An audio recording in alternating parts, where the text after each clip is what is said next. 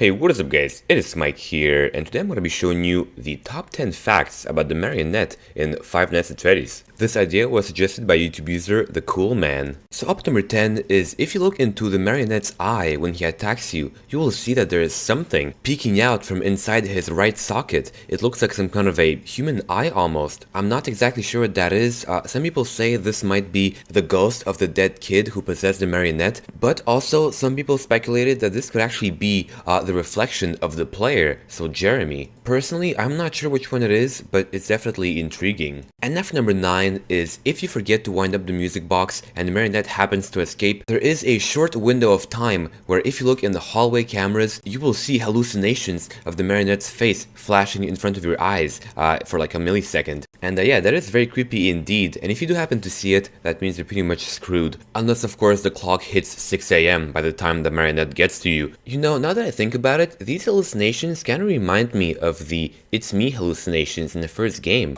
I don't know if the puppet had anything to do with that. But anyway, enough. Number 8 is that the puppet appears to be somewhat sentient, which means that he has sort of a consciousness. The reason we know this is because the phone guy, when he talks about the puppet to you, he says that the puppet seems to be always thinking. And this sort of reinforces the belief that a lot of people have, which is that the puppet is actually possessed with the soul of a dead child. And this is what makes the puppet the most mysterious animatronic in the whole Five Nights at Freddy's game series. He represents sort of the paranormal element of the series. And now for fact number 7 is that the puppet is actually a mix of multiple toys. These toys are, first of all, the sock monkey, because the puppet has a appearance very similar to the sock monkey. You know, it's very lean, it's also very tall, you know, and has very long arms and legs. The second toy it represents is the Jack-in-a-Box, of course, because the winding up of the music box in game is very similar to the Jack-in-a-Box mechanism. The third toy is, of course, the Marionette, because it is operated by strings, and of course, pretty much all fans call him the Marionette or the puppet.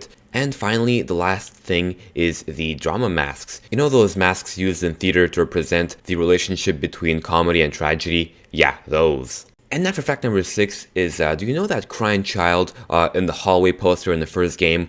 Well, that crying child probably represents the Marionette. The reason why is because in the second game, in the Give Cake to the Children minigame, you can see a child get murdered, and his tear tracks strangely match the ones on the child poster, and also of course the ones on the Marionette. And also, whose jump scare do you see at the end of the minigame? The Marionette's. And then for fact number 5 is that the Marionette doesn't actually have any official name. I mean, yes, of course, people call him the Marionette or the puppet, but officially in the game, his name is never actually revealed, if he even has one. The only reference we have to the Marionette in the game is when the phone guy calls it that puppet thing. But otherwise nothing. Even if you go in the custom night menu, you can't change the Marionette's AI, so it doesn't say its name there either. So yeah, that makes the Marionette even more mysterious. And now number 4 is that the puppet's sort of happy face is actually an optical illusion. Most of the time in the game, when you're looking at the Marionette, you're looking at it either at equal eye height or you're looking at it from slightly below. But actually the way the mask is designed is if you look at it from slightly up, it seems to be angry. And that is because it is an optical illusion projected by the curvature of its eyelids. Notice that here you can see the bottom eyelids, and therefore it makes the puppet look more angry from this perspective. And now for number 3 is that on very rare occasions, when the puppet actually escapes the music box, sometimes you might see an endoskeleton come out of it.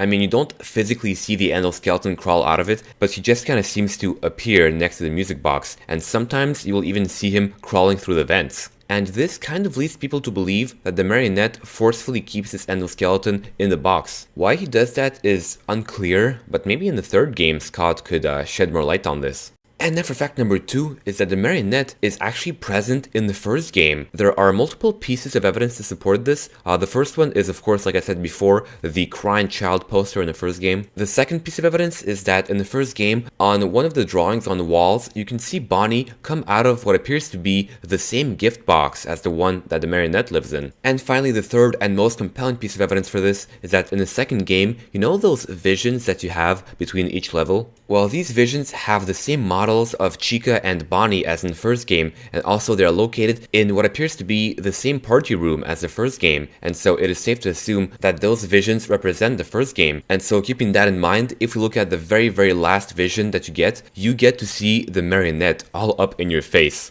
And now for fact number 1 is that the Marionette is pretty much behind everything. I made a video about this before called Why the Marionette is Behind Everything, so if you're interested, check that out. But in short, what happened is pretty much the kid who got killed during the Give Cake minigame went on to possess the marionette, who then went on to transfer the souls of the dead children into the 5 animatronics by stuffing them into the various suits, which of course we can see happen during the Give Life minigame. And then pretty much all the animatronics went on a rampage, who then caused the bite of 87, and of course tried to kill the security guards and blah blah blah. So yeah, in other words, the Marionette has a little army of killer robots at its disposal. So yeah, thanks for watching my video. If you've made it this far in the video, thank you so much, I honestly appreciate it.